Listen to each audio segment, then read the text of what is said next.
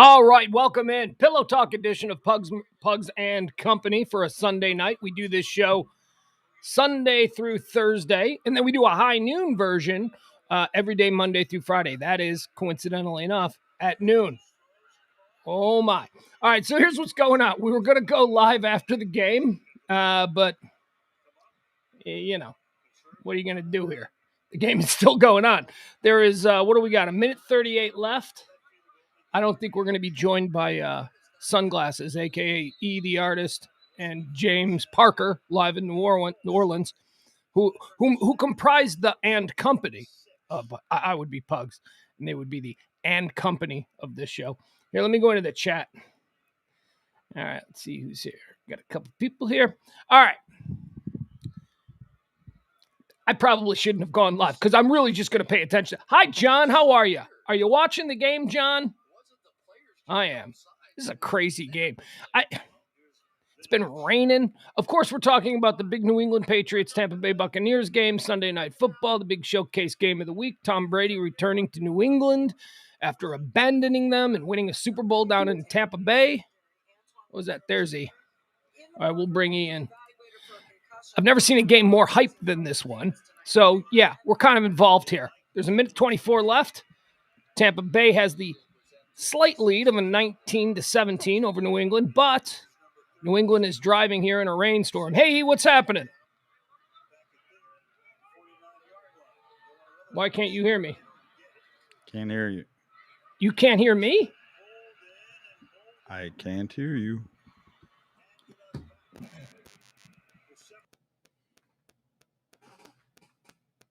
How about now? Can you hear me now? I don't know. It's got to be on your end because I'm all good. No idea why you can't hear me. How about now? Can you hear me? Jeff Glenn can hear us both, but unfortunately, check your system, man. It's got to be you because if Jeff can hear us both, then I can hear your dog. All right, hold on. I'm not going to let this little technical issue ruin. All right, Jones is oof. Well, we'll just call him. Hold on, folks.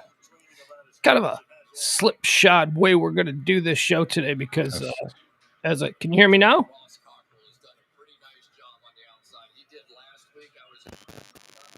Just call him here. It's the NBC game of the week. Yeah, it's weird. Everybody can hear you. Everybody can hear me, but you can't hear me. Are your headphones plugged in? I bet they're not. They are. They are. All right. Well, why don't you try and reboot your system? I'll send you a new link. All right. Okay. There we go. We'll get to the bottom of this.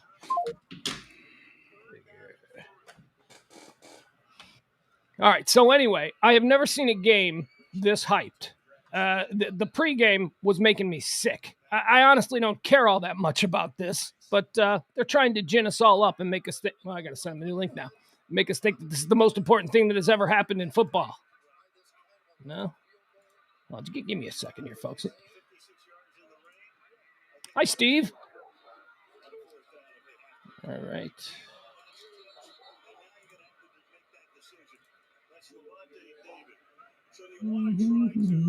Maybe you used an old link.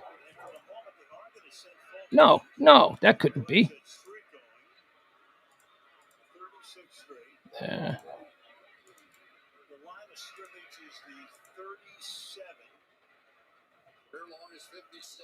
Yeah, I know this is compelling.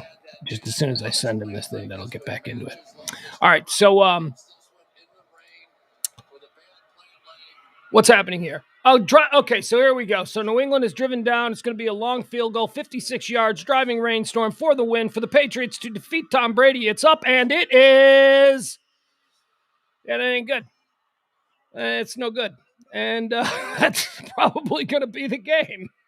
All right, we'll turn that off and we'll focus on bigger and more important things. Okay, so here was my problem with watching this damn game tonight. I despise the New England Patriots, but I also severely dislike Tom Brady. And maybe let's try if this works. All right, any better? Can you hear me now? Can you hear me now? This isn't. Can you hear me now? 1, 2, 3, 4. Can you hear anything in your headphones? Because that would tell us. Okay, let's try this again.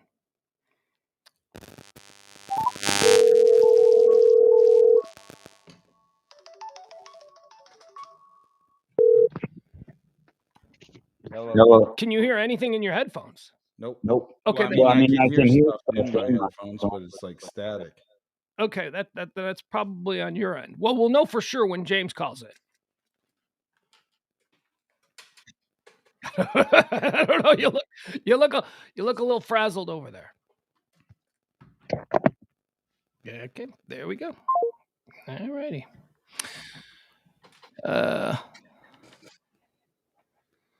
It's strange. Maybe we can just try to do the show this way, where we can't talk to each other, but he can just randomly jump in anytime he wants, because you guys hear him, and I hear him. He just can't hear. Yeah, he's look at him. like an animal at the zoo. He is. Hey, James. Get James over here. We'll call James Parker. Get in here. Yeah, Jeff. So did I. Jeff Glenn watched the Many Saints of Newark tonight. I watched it Friday. Come on, James.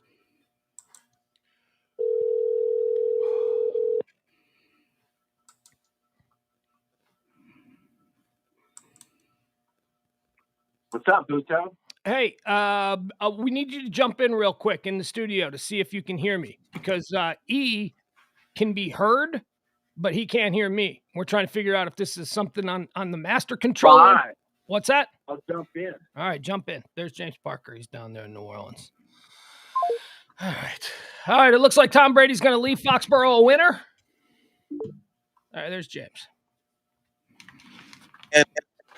Hello, James. Yeah, I hear you, dude. You hear me? Okay, so it's over on E's end.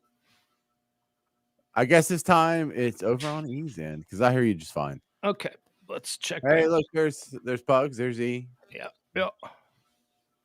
Hey, how'd the Bills do, E? He can't hear. Dang. Yeah. Hey, man. Turn your mic off. Getting that weird feedback loop. All right. Can you hear me? E, can you hear me? E, can you hear me? Oh, Jesus. I don't think you can hear you, Pugs. All right, there he is. E. Hey, John. Hoy Nacky. Hey, I E. can't hear you, though. Hoy Nacky. You can't hear me. I can hear you on my cell phone. Yeah. Okay, that's the point. So it's got to be on your end, because James hears me just fine. And we hear you. So did you unplug something? Did you hit a button or?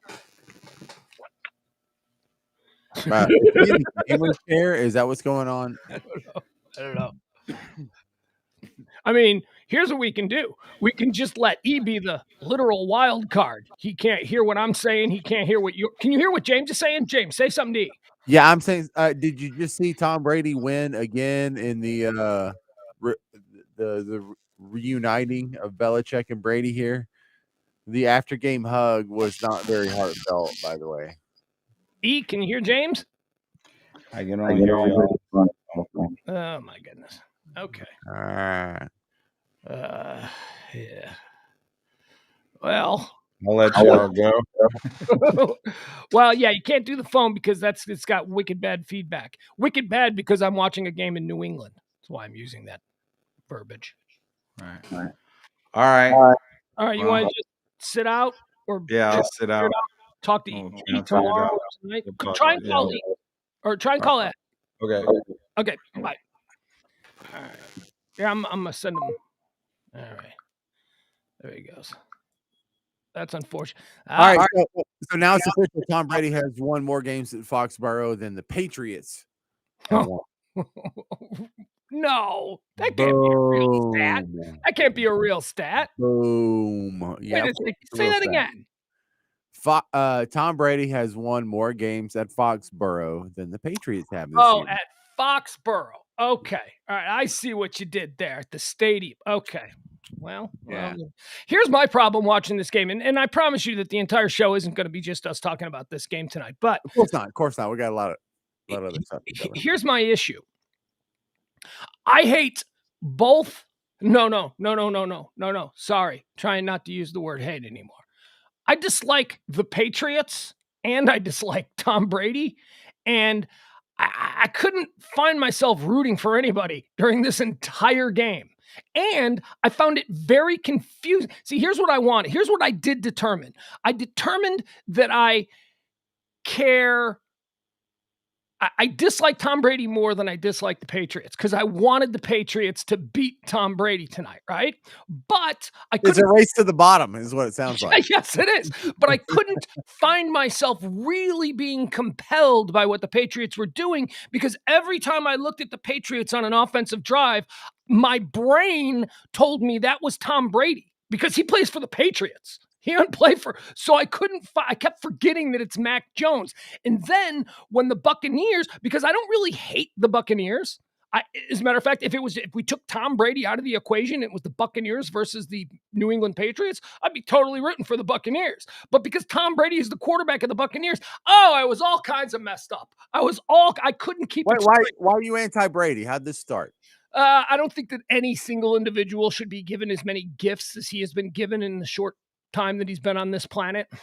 He's good looking. He comes from a good family. I get that. He got a full athletic scholarship. He got good grades. He's got a supermodel wife. The one cut him off at the knees that he got was being a 5th round draft pick. But holy shit, he turned that lemon into lemonade, didn't he? He's the all-time greatest quarterback. He gets with a 5th round scrub. And here's the thing, I'm comfortable calling him a 5th round scrub because I'm a Big Ten fan and I remember him at Michigan and I remember thinking that guy ain't going to make it in the pros. And then sure enough, on draft day, all the way down at the bottom of the litter, nobody wanted Tom Brady on draft day back then. And then what happens? He goes to Bill Belichick and Bill Belichick turns him into the greatest quarterback of all time.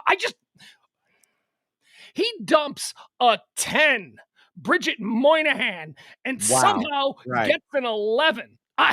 So you know what? Then after all of this insufferable, I'm Tom Brady, I'm handsome, I'm smart, I'm super wealthy, I'm the greatest of all time at what I do. Then when he decides to go to the people that have been rooting for him his entire career, the people who took him as that 5th round draft pick, he goes down to Tampa Bay. And what did I think? Good. Exile for that loser. Tampa Bay, he's going to suck. Fine. Whatever. This is Marcus Allen going to the Chiefs. This is Joe Montana going to the Chiefs. This is Emmitt Smith going to the Cardinals. This is Tom Brady winning another Super Bowl. So yeah, I'm not a fan of Tom Brady. All right, since he did that though, I am no longer saying any more ill words about him. He literally just spun the wheel of fortune of NFL franchises who wants to win a Super Bowl. It lands on Tampa Bay. I'll go there. I'll bring my fan Gronk. I'll bring this degenerate Antonio Brown. We'll win a Super Bowl. And they did. And that's the craziest thing I've seen since the Michael Jordan 6 championships,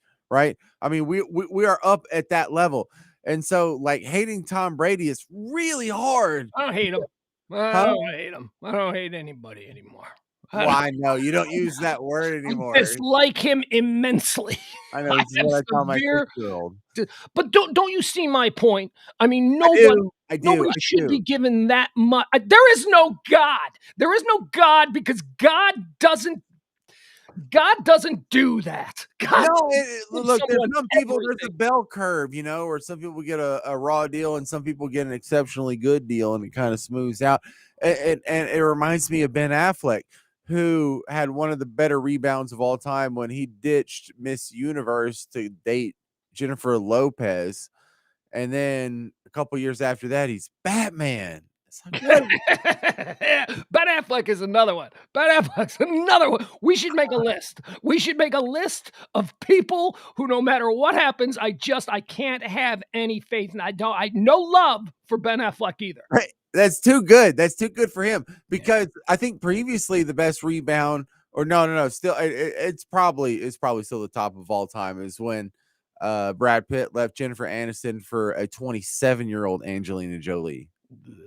Mike Donnelly also points out another thing to just absolutely despise Tom Brady about. He set the all-time passing yards tonight, and that's not enough. The guy he passes has to be on the sideline working, because Drew Brees still has to work for a living. Drew Brees has to stand there with a microphone watching this. Drew Brees, an undersized quarterback who, God love him, this is a guy who has worked his ass off. He was stranded in San Diego. Sure, he came over to New Orleans. He delivered a title to a city that had been bereft of any kind of joy for years and years. Ever. Yeah. Yeah, you can't. He's Drew Brees got a cherry on his face. Drew Brees got a little bit of disfigurement going on. Drew Brees is little. Drew Brees somehow overcomes all of that bullshit and becomes the NFL's all-time leading passer. And then tonight he's got to stand in the rain in an expensive suit watching this pretty boy pass him.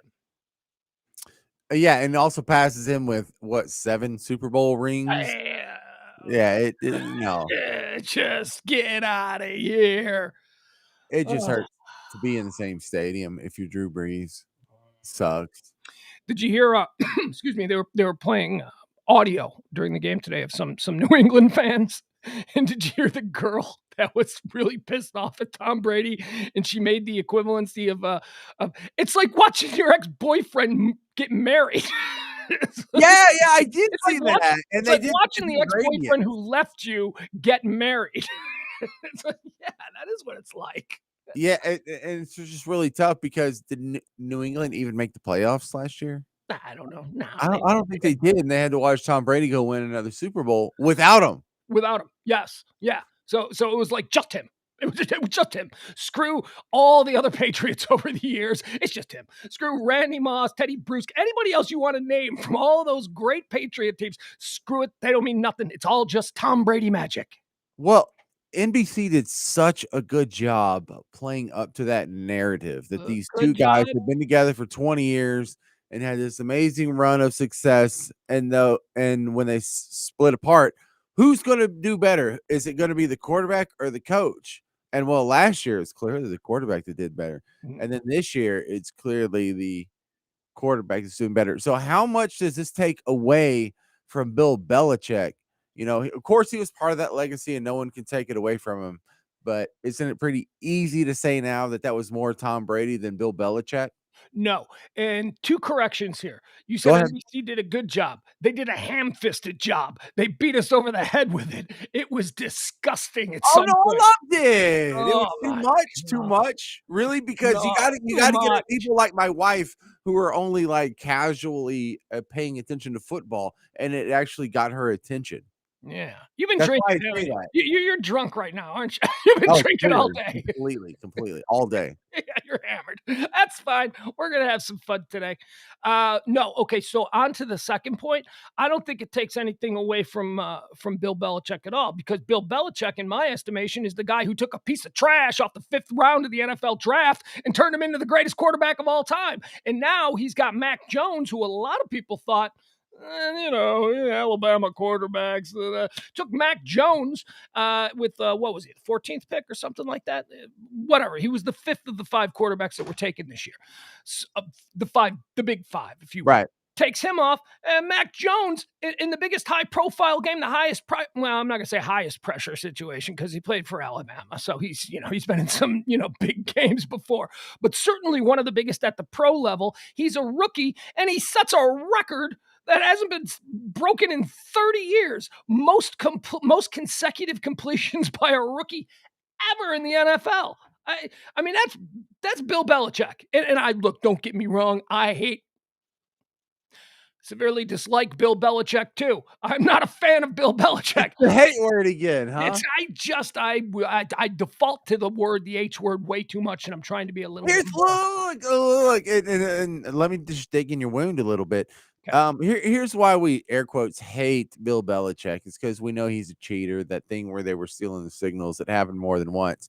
Yeah. But the Deflate Gate, Tom Brady's a cheater too, and so maybe they just deserve each other, and they're both cheaters, and So you can't really give a demerit or a credit to either one of them because they're both kind of shady in that respect. And whether or not it's proven or unproven, they still have that mark against them. You just hit it right there. And that goes against the narrative that we've been force-fed for the past decade. Tom Brady is shady. Tom Brady is shady. He's not the golden boy. He's shady. He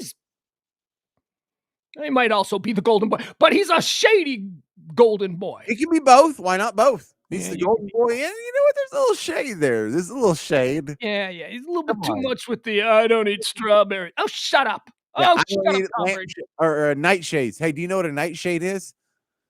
Well, in Game of Thrones, I know what essence of nightshade is. I don't know what it is in the context that you're using. So you're gonna learn a new botanical term today. A nightshade is a type of food. It's a poisonous plant, isn't it? No, look it up. It's like tomatoes. Look it up. I got you here. Go ahead. It's a genre of produce that Tom Brady does not eat. So yeah, all right, I'll Google it. Nightshade, vegetables. Yeah. Don't bring this up and then ask me to do the homework. I know, I'll do it. I already did it. Here's the list of nightshade vegetables. Let's see: eggplant, tomatoes, potatoes, pimentos, peppers. His name is Brady, and he doesn't eat potatoes. What kind of Irishman is he? Yeah, it's completely unacceptable. Except the 6 or 7 Super Bowl rings he has now. But the big ones though is tomato and potato. Those are the huge ones, and these are called nightshades. These vegetables. So he's not the first person I heard who abstains from nightshades. Michaela Peterson and Jordan Peterson abstain from nightshades. Jesus, again with the Jordan Peterson. I know. Is he your hero? No. This is from Michaela. Michaela was on the Joe Rogan podcast explaining her dietary issues, and she said she doesn't eat nightshades. And Joe Rogan's like, I've never even heard of nightshade. What's a nightshade? And she's like, I feel like that's a universal term that everybody knows. And he's like, I don't know what that is. And where's Carrot Top fit into all this? I didn't know what weird diet guy. Huh? Where's Carrot Top fit into all this? He's another weird diet eating guy.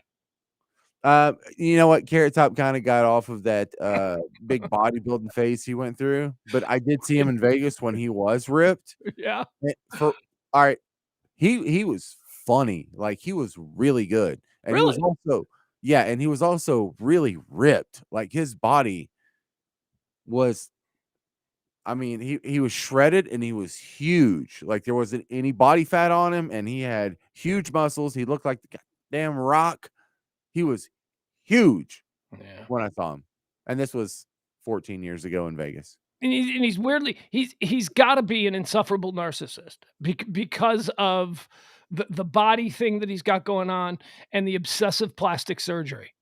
Well, yeah, and because he built his entire career off of being awkwardly ugly and he funny, saying all this wacky stuff. But did he? Because I remember early Carrot Top when he was just this weird, skinny, red-haired guy. But I mean, that was only for like 2-3 years of his carear. He got 40 years of him being a bloated steroid plastic surgery junkie. Yeah, but also that's like his brand now. I think he evolve into being a prop comic, because he's a prop comic now. Like almost all of his jokes, I thought he was always sort of sound effect or have some sort of thing that he picks up, sort of Gallagher-esque. When I saw him in Vegas, I saw him at the Luxor in Vegas. He's got a big box, and he opens the big box and he pulls stuff out of the box, and he's. But he didn't used to be a prop comic at the very beginning. Was he always a prop comic? I believe so. Yeah. Okay. Hold on. But when you make your bones, when your gimmick, when your catch is being the awkward looking ginger with the absurdly big red hair, you're almost clownish, you're almost buffoonish. Yeah, there is sort of a compensation factor of you starting to lift 240 pounds, as a workout, and just get all ripped and jacked like that. And look, you don't just accidentally get jacked. Either I don't know if he juiced, if he was using steroids, but he looked like he did. And so either you're really working out hard or you're juicing and still working out really hard if you're juicing. Yeah. How long has he been around? I mean, like when I think of Carrot Top, I think like, he goes all the way back to. All right, here's how you date Carrot Top. All right. So Carrot Top made his first tons of money being the spokesperson for 1-800-CALLATT. So when's the last time you made a collect call? I see. No. You're wrong. He was already a well-known comic who was then given a higher profile when he signed an endorsement deal. You don't just get an endorsement deal when you're an unknown. I remember Carrot Top. Oh, no, I'm not saying he was unknown. I'm just saying that was the pinnacle of his popularity. I'm not saying he was a household name, maybe a garage name, but so it has to be when we still made collect calls. So we're talking early 90s. Hold on a second. His fan. Okay. All right, let's do this. Let's watch a little classic Carrot Top from 1999. Okay, it's gonna be better than you remember. I remember seeing him and going, "Damn, he was really." I wasn't expecting a whole lot, and he was really good. Dude, I saw Bill Hicks. There's no way Carrot Top is going to be better than I remember. No, it's not going to be better than Bill freaking Hicks. All right, here we go. Family knows him as Scott Thompson. You know him as Carrot Top. Please welcome him. He's marvelous. Oh, by the way, fun fact. Do you know why he had to change his name to Carrot Top? No. Because the Kids in the Hall, Scott Thompson, was already an actor registered with the Screen Actors Guild. Oh, that's his real name, Scott Thompson, huh? His real name is Scott Thompson, and he couldn't be Scott Thompson, so he had professionally be known as Carrot Top. Yeah, Kids in the Hall. That's amazing. Oh, wow. All right, here we go. Hey, good fun fact there. Fun fact. How you guys doing? Everybody feeling good? Good day. Yeah, I hope your day's better than mine. I just got off the airport. Airplane. I flew in from Springfield. All right, so he's not ridiculously ripped here, but he's toned, right? I mean, he is not ripped at all compared to when I saw him, dude. Right. He looked like one of the guys from the He-Man cartoon. Like he was that big. All right, let's see if this is. Although he still does look. I mean, even in '99, he's got like skin that looks like it's been, that dermabrasion treatments where that makes it really smooth. Yeah, it does. Yeah. And look at his eyebrows are super tweezed. Fair enough. Very okay. So let's see if Carrot Top is funnier than I remember. Illinois, when I walk off the plane, this lady says, "Oh my God, you look like Carrot Top." No offense. What the hell? I don't look like Ricky Martin or nothing, but I mean, See, he's got trunks. You look like Chelsea Clinton, Lord. Thank you very much. I appreciate that. I got stuff to show you guys. I know a lot of people. Well, here, I'll show you one more thing I know I look like. I see some children out there already laughing, so I'll show you. This is when you think you look bad. Yeah, you think you look bad. Check this out. I'm the Wendy's hamburger girl. That's really embarrassing when you look like that. Not good, right? I walk around Wendy's. I'm coming in there. Okay, I got more stuff to show you guys because that's what I do. I build stuff all day long. You guys watch any of the tennis stuff over the weekend, U.S. Open? You guys watch tennis? Yeah, it's hard because Agassi. Yeah, I love Agassi, but it's hard because he's only got, half a racket since Brooks took half of everything he has, So it's not Brooks. He's playing tennis. He's not watching this right now. It's like suddenly suing. Okay. Here's Venus Williams' racket right there. Okay, get in there and do it. Do it. Like playing doubles with her. Get away from me! I made a football helmet for Doug Flutie so you can see him scrambling. He's such a little guy. There's Doug Flutie. Go get him. All right, good. I got more stuff. Let's work out of this. So when wasn't he a prop comic? See, this way no one can cross your lens. So you get a nice clean shot when you go to take a picture. So that way, if you're, where's your buffet at? That way, stop. Cool. You guys are all right. Good. Mm-hmm. Here's a basketball for the WNBA. Are you watching that? Okay, girl, let's get in there and shoot them. Throw the ball. Or maybe Dennis Rodman. Okay, get in there, Dennis. Dennis is at the bar. Okay.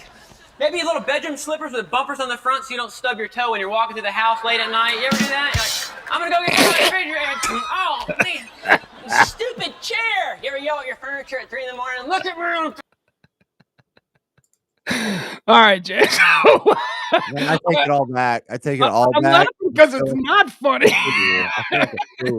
I said all that nice stuff about him, and then that was trash prop comic stuff that you pulled out. You were fucked up when you saw him in Vegas. You were on all kinds of things. You were loving life. So you were an easy mark. You Maybe were so. Maybe so. I feel like my whole life is a lie now. Jesus Christ, that was bad. That was bad. That is not what I saw at all. Was it? Was it? Let's see a little more. Let's see if it gets a little. God, no, there's no redeeming that. Look, he's dressed like Rainbow Bright. This one's brand new. It's a little slipper for women that don't have time to get their toes done. You just slide your feet right into that like that, and then your toes. Not what I remember. By the way, don't adjust your sets at home. I'm really this ugly. Okay, I got more stuff. I just made chopsticks, so when you're at a Chinese restaurant, at least you look cool. Look like from a distance you're using your. Oh, how are you? Yeah, I'm actually using chopsticks. Not even giving him a rim shot. The band like that one. All right, good. That was dumb. Maybe if you make the band laugh, you're in trouble. Here's a jacket to wear when you're on an airplane so people can't fall asleep on your shoulders. So you ever get that? You ever get that? Look at that hip comedy audience. Although in fairness, Then they this want is to the talk, Jerry Lewis though, the whole talk. time. So where are you going? Los Angeles? Well, that's where the plane's going. You're a mean clown! You know, so that's always nice. Hey, there's the other star, by the way, Ed, that I lost on Star Search. It's right there on the floor. I could have had that one. Here's a hey, Ed, how are you? Here's a hat to wear when you go to the ATM machine, so you feel a lot safer when you're getting your money out of I'm giving him one more. I should have started with that one. Darn it. It's okay. I got more. Here's a newspaper for psychics. Oh yeah, I saw that coming. Okay. All right, we're good. All right, and wow. Yeah. That's See, the thing is, that is why when I went to go see him, I had the bar set real low. Like I wasn't expecting anything because that is the Carrot Top that I saw growing up throughout the 90s and whatever. And when I went and saw him, and it was at the Luxor in Vegas, it was hilarious. I remember dying laughing. dude. I saw Siegfried and Roy in Vegas, like in the early 90s, and I walked out of that place going, that's the greatest damn show I've ever seen. So you're an easy mark in Vegas. You've been drinking all day, you know, you're probably having sex because you're with somebody, you know what I mean? You're having fun, you're partying, you know, I forgive you. I forgive. That's why people, you know, Carrot Top was a terrible stand-up comedian. If you're just asking me flat out, and not terrible because he didn't work hard, he didn't try, or wasn't doing. It was just his style was very hack to me. It seemed like very like easy jokes, low-hanging fruit audience. You know, not really. Like I said, you know, my three favorite comedians of all time are Bill Hicks, Richard Pryor, and George Carlin. And Carrot Top is not in that air. You know, it's not the same expectation. It's like he's like Gallagher, although. I love Gallagher too. I saw Gallagher once. Gallagher was funny as hell, man. Gallagher was funny, but mean. Gallagher was a mean guy, man. Like really, I saw him, and then years later, we had him on a radio show I was producing in Chicago. And he was a mean dude in the green room. He was no way, not Gallagher. Yeah. Come on, man. Yeah, man. I have a really hard time believing that he was a dick. Well, he sued his own brother into bankruptcy. What did his brother do? Smash a watermelon or something? Oh, you don't know the Gallagher 2 story? No, I don't. And I love Gallagher. Okay. Like I saw all of his stand-ups when I was a kid because my parents rented all of them from the video store. So Gallagher has a brother who looked just like him. Okay. And was also, after Gallagher became famous, his brother became a stand-up comedian and was basically doing the same act. So I know about that. So Gallagher went to his brother and said, hey, look, man, we can make a whole lot of money. Here's the thing. I'll tour the West Coast while you're touring the East Coast. We'll just call your act Gallagher 2. People won't know the difference, and I'll pay you a salary. All the money you make will go to my management company, right? All right. So he's like, okay. Yeah. So basically, per show, Gallagher 2 was probably pulling in like, I don't know, 15 grand, 20 grand, and making $1,000 a night from his brother's management company. Yeah. So then apparently the little contract deal they had elapsed, and Gallagher 2 decided to go wildcatting. He decided he was just going to continue being Gallagher 2, but, you know, doing his brother's act. And Gallagher 1 sued Gallagher 2 into bankruptcy, and like they It was really ugly. Oh Who knew man. there was that much audience for a Bruh. Gallagher act? Yeah, and I liked I like Stuck in the 60s. I thought that was probably his best effort. What's But that? Oh, is that one of the stand-up things? yeah, and Right. it was cool because the Gallagher, it was kind of the bridge between, I don't know if you ever watched like really old comedians like Andy Kaufman, like Oh, I love Andy Kaufman. Yeah. I what was was the guy, obsessed with him as- in Miss Maisel that they Lenny are, Bruce? huh? Lenny Bruce? Yeah. I don't know if you ever watched like any of his stuff, but his jokes like take like 2 minutes long. Overrated. The most overrated comedian of all Sure. time. Sure, it takes forever, and he's telling like a long story arc. Well, I remember Gallagher telling like a long story arc that it was sprinkling in punchlines here and there, but in one of them, I forget which routine it is, what the name of it is, but he tells like the history of the world. Oh, yeah? And yeah, and it was a great contrast to smashing produce with a giant sledgehammer, Well, that and again, and, that's and all the how other you props. close the show. That's the big thing that you close Right. the show with. And But he had more than that. he had part of his show that was very Carrot Top-ish, where he would go to the trunk and pull out props, and he did the prop stuff too. So that's what I really liked about Gallagher, is he could do the stand-up where you just do the monologue of jokes, punchline, and then he did the story arc. He's like a ninja. He can do the nunchucks, he can do the throwing stars, he can do the sword, he can just beat you with his fist. So I mean the whole thing, and then there was the whole physical thing with the smashing of fruit at the end. Yeah, he was like a full buffet of a Well, comic. here's the thing about Gallagher. Yeah, he's got the sledge-o-matic bit where he's, people wear plastic in the front row and he smashes fruit with a giant hammer. Hey, man, that's the moneymaker. That's what people are coming to see. But the fact of the matter is that, and I'm telling you, this is probably because he was a dick in the green room. Gallagher had a bit of an edge to him. Like, if you watch his entire stand-up set, like, he had some edgy jokes. He had some dark, kind of things going on there. It wasn't like Carrot Top, which is always just, that's Carrot Top. Yes. Gallagher had a little bit of that too, but there was like some darkness in Gallagher. Like some bad shit went down in that dude's life. He was overcompensating with the whole comedy thing so that he's not out there killing prostitutes at truck stops. I mean, there was a darkness to Gallagher. And I'll give him credit for this. Gallagher had a wit. There was a wit there. There really was. Like, some of the jokes were really funny, and you want to say he's terrible. Because that sort of became the narrative of the hipsters, right? Oh, what are you going to do? You're going to smash him?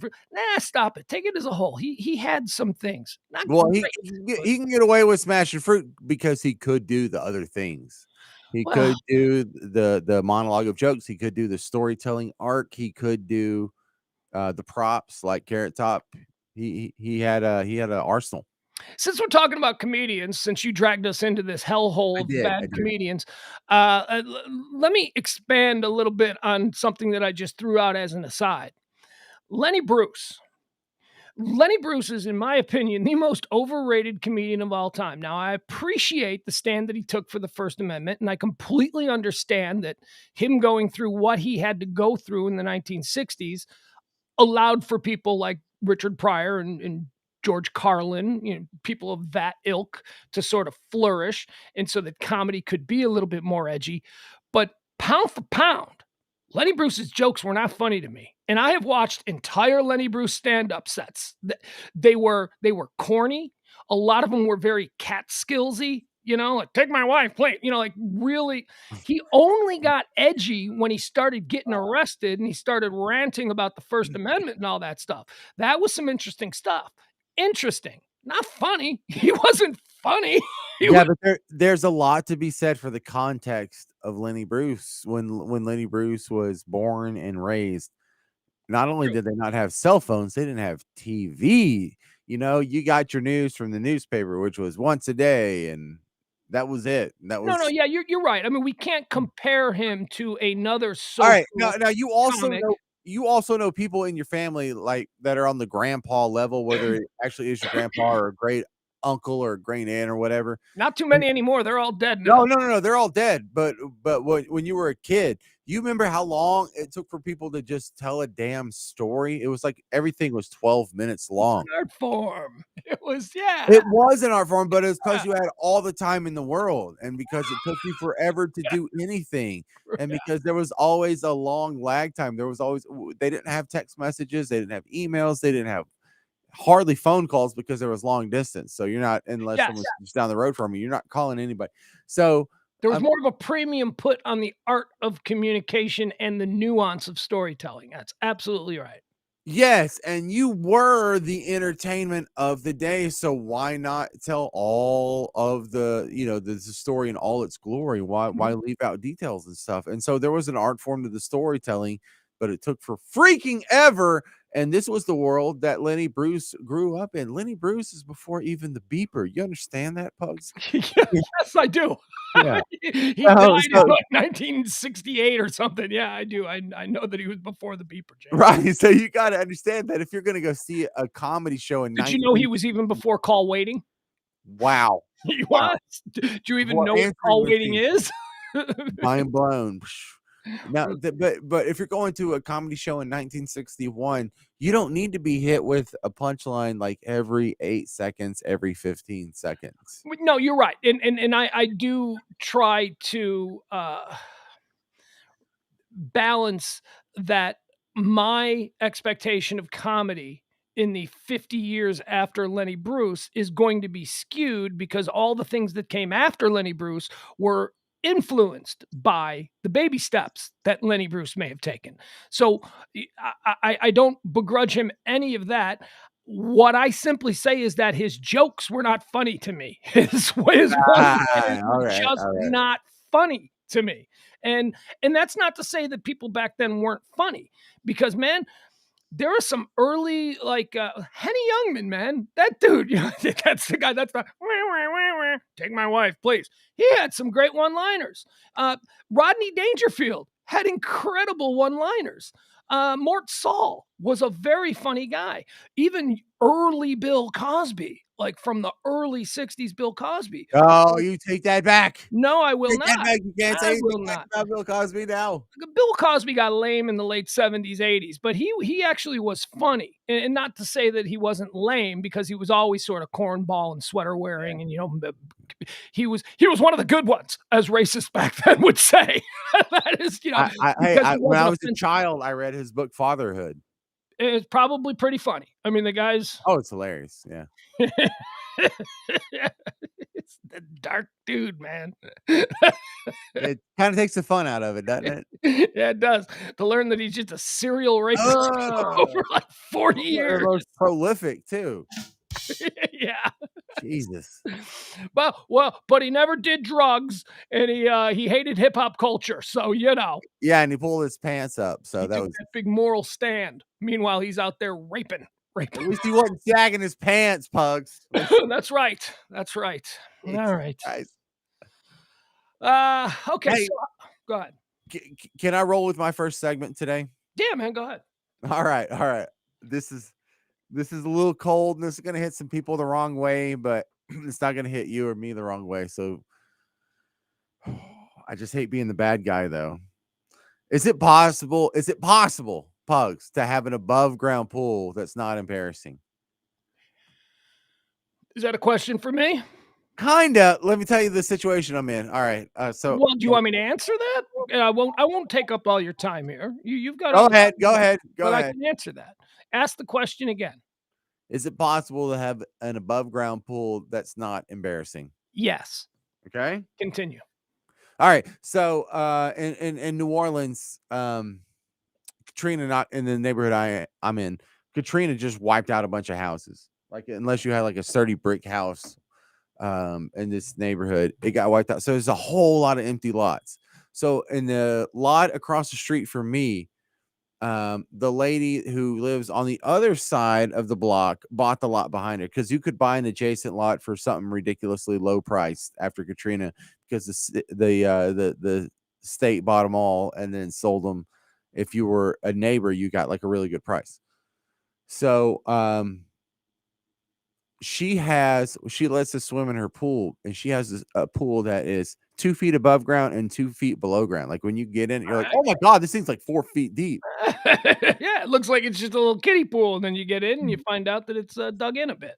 Okay, so it messes with my head because this is the middle ground between above ground pools and in ground pools. It's like half in ground but half above ground, and it makes sense because our neighborhood floods all the time, and so the water level will come up to like it won't ever get above the edge of the pool. It hasn't. Go ahead. Follow-up question. In New Orleans, I understand that you're built on swamplands. So is it prohibitive to have an underground pool? Because like that's why you bury your No, you people above can. ground. You can because my neighbors right there, those Okay. neighbors have a pool. It happens. My wife's grandparents have a pool at their place in Mid City. Because here in Texas, you never, yeah, or at least the Dallas area, you almost never see above ground pools. Even like crappy houses have an indoor pool or in-ground pool. Well, look, I However, don't in the wanna, Midwest where I'm from, they're very common. Go ahead. right. Well, look, there was a time when I was growing up when we were living in a trailer and we had an above ground pool, and then we totally made the upgrade where we were living in an actual house with an actual in-ground pool. So Ooh, I mean, it was just leapfrogging up the societal ladder, moving and on and up. and that's one of the things I'm asking about. Like having an above ground pool is sort of an admission that you can't afford an in-ground pool, isn't it? Well, I can tell you that as far as Midwest where I'm from, the calculus there is that the weather, the 4 seasons are so inconsistent that you can spend tens of thousands of dollars on the in-ground pool and only be able to use it 6 weeks a year. So most people are just like, yeah, well, we're gonna get the above ground pool, and then we'll, Oh, we okay. won't be all angry when when you Well, can't that's use it in the different. middle of August because it's already down into the 60s. So yeah. Yeah, so the question is, if you're ever going to get a pool in your house, shouldn't you just get an in-ground pool? Because if you get a above ground pool, you're spending thousands of dollars and you're being judged and you're not getting the real deal. And yeah, I just it's thought we ugly. should. It's ugly. It's ugly, right? I don't want to be a dick. I don't want to be like an elitist and be like, oh, I'm too good for an above Hey, ground look at that. pool. That's cool, man. That Is is it? cool. It's cool for an above ground pool, but it's not cool. What if your backyard is okay? So there were these people in my neighborhood where I grew up, just off I want to say Wheeler Drive. Their backyard slanted on a hill. Oh, this is different. This is different. Well, they had an in-ground pool. The hill slanted down into a creek, and they had an in-ground pool, and they built this awesome like cherry wood deck around the whole thing, so it was almost like you didn't know it was an above ground pool. Yeah, it's not. Why That's would you have different. a house like that? Right? I mean, look at that house. That's like a modern architectural digest kind of house. And then you got this stupid thing. That's stupid. If you're It's gonna spend, embarrassing, isn't it? well, for Isn't this it? house it is, yeah. Why are we so judgmental about an above ground pool? Like Hey, it shouldn't look be at that that. big of a deal. Look at that. That's pretty cool. No? Oh, I mean, for an above ground pool. Well, we all have this sort of reflexive No. judgment about above ground pools that, you know what, if you really had money to get an in ground pool, wouldn't that look better if it was an in ground pool? Oh, look at that. Come Wouldn't on. that look better if it was an in ground pool? Not, no, not necessarily. No. Ah, why I not think make it you're a an in ground pool? I think you're a snob. Hey, look at that one. That's tiny though. Look at the car. Look how big the car is compared to. Yeah, that's tiny. You just go get a hot tub if you're going to do it that size. Yep. Agreed. And that one looks dumb. That looks like somebody won the lottery. You know what I mean? Like that's like rich Because poor they people. got the pump hooked up, and you got to have the ladder to get into it, and yeah. Hey, come on! Look at that. It's got a waterfall here. So come on, man. You're a snob. Look at you. You admitted that you grew up in a trailer, and now you're being a snob about. Whoa! Come on, man. Come on. Get a real. Well, that's a real pool. That's a real pool. That's Well, it's cool. above ground. Is it? Yeah. Part of it is. Yeah. No. See, you can see it. It's above ground. Well, then what's that rock facade on the right that goes down? It's its whole thing because it goes under the ground level. Look at It's like that. That's above ground. Although that's probably real expensive, though. You know what I mean? You may as well get an half in-ground. above, half below. Like my neighbor is sort of rocking one of those. Look at that. You would be ashamed if this was your backyard. I couldn't afford that, but no, I Right, wouldn't. right. So we're good. We're good. Yeah. All right. So you're just being a snob.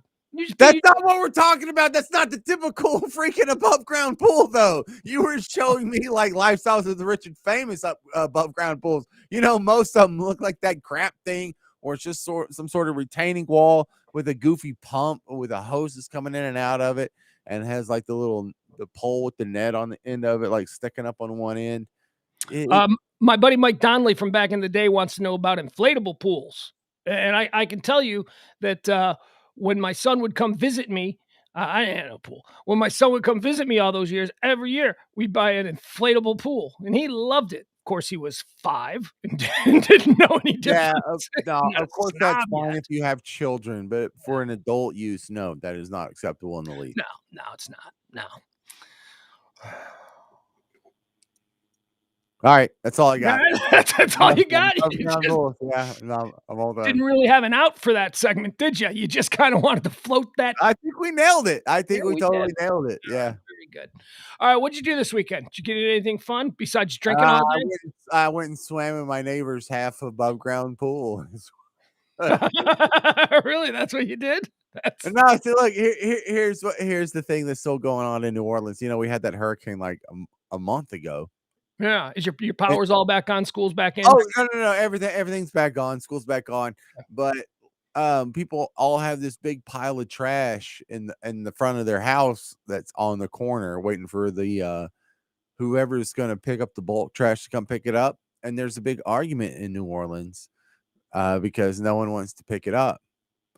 The company that has the government mandated monopoly over our trash pickup. It says, yeah, we're still picking up the trash, just the stuff that's in the cans and in the bags. If you want to pick up the bulk stuff, that's going to be a little extra. And so the city's been negotiating with a few trash companies in the area about who's going to pick up the bulk stuff.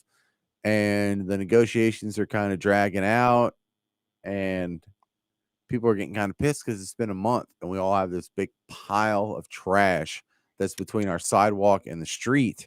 Now, this is surprising to me because the one thing that I do know about the New Orleans area is that you've got good mafia down there. The mafia, they run the garbage in most big cities where they have a presence. They should be on top of this. Well, I mean, you could say that about 40 years ago, but organized crime took such a hit that it's been really fragmented, and so some of it's mafia and some of it's sort of new money mafia. Wayne Huizenga and his waste management crew of thugs. Yeah, well, it's like, okay, now we're down to one of the ruling elites of Chalmette and St. Bernard Parish. That's the guy that has the trash contract now. It's like it's been really the power. Once you knock out the head and the power gets diffused, and then you knock out the heads and the power gets diffused again. You're getting to some pretty janky mafia heads. You want to hear something crazy? Okay, so everybody knows that I'm squatting here in a guest house in this one, beautiful. Does everyone know that? Why would you even volunteer that information? Because I think you're independently wealthy. Part of my brand, I'm living here in the brand. Yeah, I'm a squatter. That's me. I'm a squatter. Yeah, I hate the 1%, and yes, here I am nestled, secretly within their midst. I here in Highland Park, Texas, which is debatably one of the wealthiest zip codes in the entire country. I think even debatable. Yeah. I think that when I can say, at the end of my block, I've got the owner of the Dallas Cowboys, and across the street from him is the owner of the Kansas City Chiefs. I think I can say that, yeah, this neighborhood is a little bit ridiculous. This is the 1%er neighborhood. So you don't get any trash pickup, huh? We do. Okay, so here's it's sketchy right now. Do you know that in this neighborhood, when I first moved in, I was like, I'm trying to help out. I'm like, okay, so I'll do the trash. That's easy. I'll make sure that the master of the house doesn't have to worry about that stuff. And I'm like, so when's trash day? Oh, they come 3 times a week here. 3 times a week. The rich people get their trash picked up not once, not twice, 3 times a week. And where I came from in Chicago, it was like every other week was recycle week, where you could put your recycling out. Recycling comes every week here. Plus, they come on Monday, they come on Wednesday, and they come on Thursday. It is madness. I've deduced rich people hate garbage. Rich people do not want their garbage accumulating in their bins or what. Oh, and also that's another thing. Now, here at the fabulous 1%er compound, we have what could be described as traditional garbage cans, right?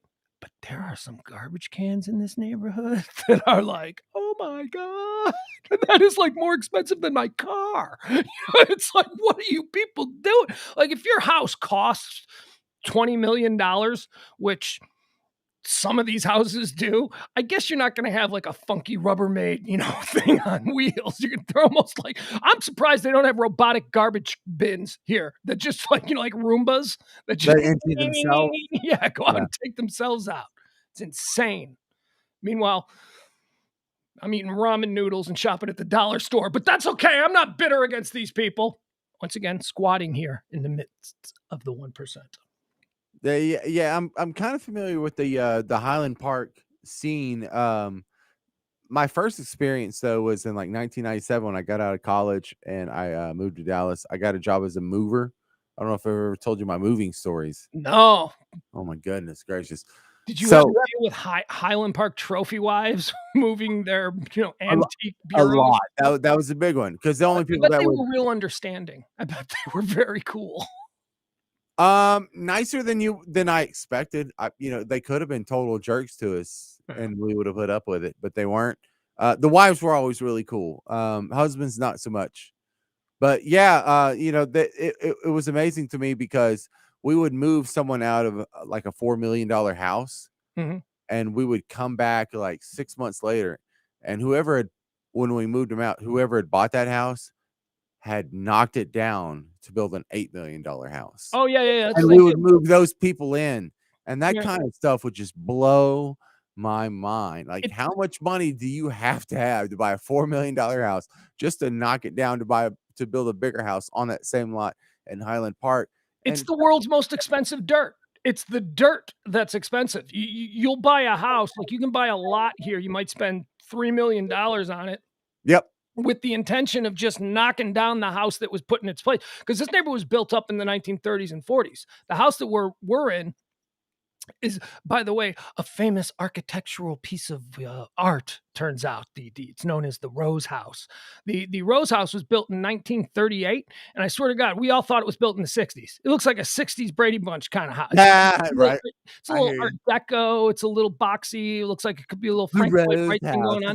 If it has a name, yeah, I get it. Yeah, it's got a name, and you can Google it, and you can read like, oh, seriously. So the Rose House was built in 1938, and most people would, like, if you're going to buy this property, let's say you buy the property for $3 million, okay?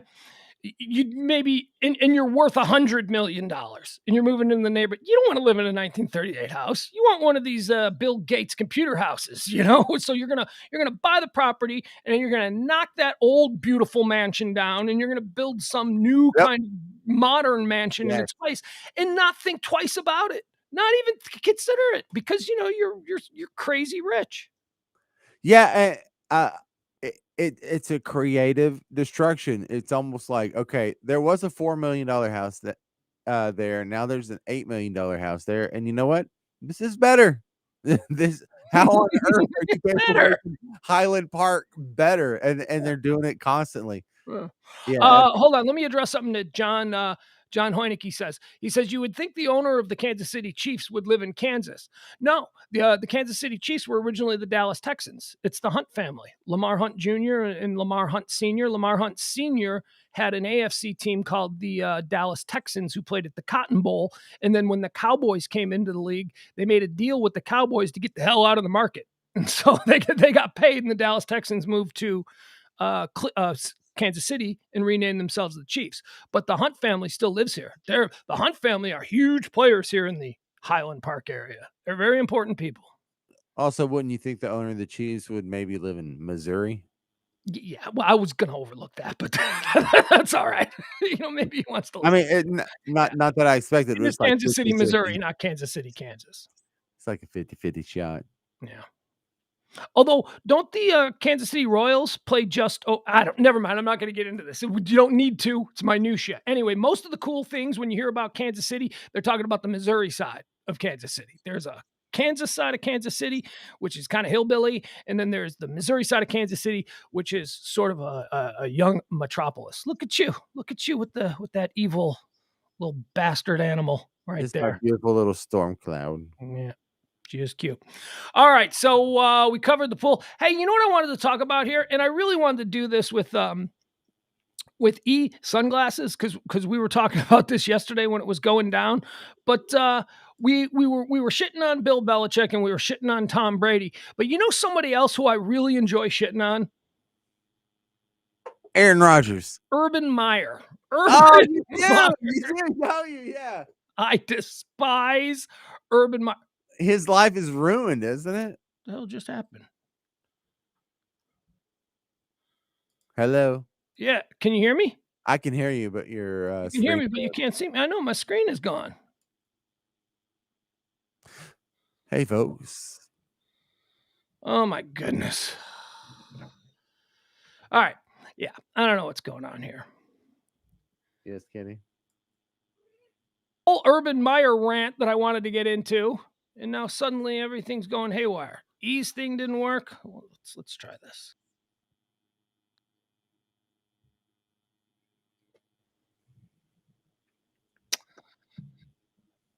All right. What do you want to do? You want to call it a day? Yeah, let's just call it a day. We did an hour. That's great. We did an hour. I'm sorry, folks. There is obviously a myriad of technical issues that are occurring tonight, and I have no idea what's going on. I did absolutely nothing, and all of a sudden my camera went out. Wait. I got a sweet kitty here. So wait.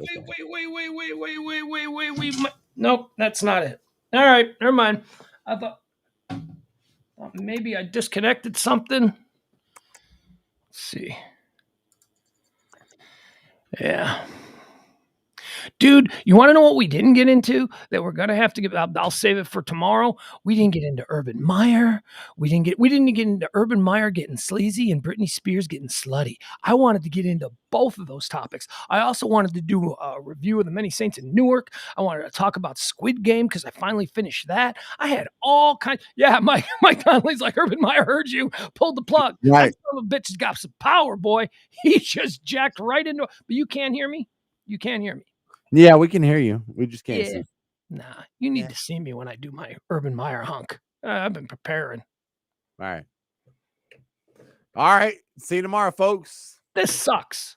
This sucks. I'm sorry, people. We'll figure this out. We'll be back tomorrow at noon. Hey, what are you doing tomorrow at noon? If I don't have sunglasses, you want to join me? Yes. Oh, I love that. I love that you're such a gamer. All right. So we'll rally back here at noon tomorrow. High Noon is the show we do Monday through Friday where we like to I don't know. What do? We do all the trending topics, anything that people are talking about. James is going to be sober, so that'll be interesting. And I promise that we'll get into Urban Meyer and we'll get into Britney Spears. But were you the guy that sent me the Britney Spears picture? Oh, that was me. Yes. Wow. What's going on? I'll just say this. I had a whole spiel I wanted to do, but I'll just say this. Britney Spears, now that she's out from under her dad's thumb, she's going to give all her money to a cult within the next month. You watch. She is crazy. Her dad might have been right. She's a wild child. We don't know. She could invest her money in the right cryptocurrency and become a bazillionaire. Who's this guy she's running around with that she's all in love with? Have you been going up and down her Instagram page? I think these two kids are going to make it. I'm interested in her Instagram because she keeps posting topless pictures of herself doing like the hand bra. Yeah, totally naked. And then a lot of like dancing stuff. And I don't, here's what I really appreciate because I have been a Britney fan for years. I mean, I'm not even just talking about the way she looks, although that is explicitly why I first became a Britney fan. I mean, I even like her music. Her music is not terrible. probably because of the way she looks. And I've just been a fan for all these years. But I used to always feel dirty because she was like 19, 20, 21 years old. She's like a 40-year-old woman now.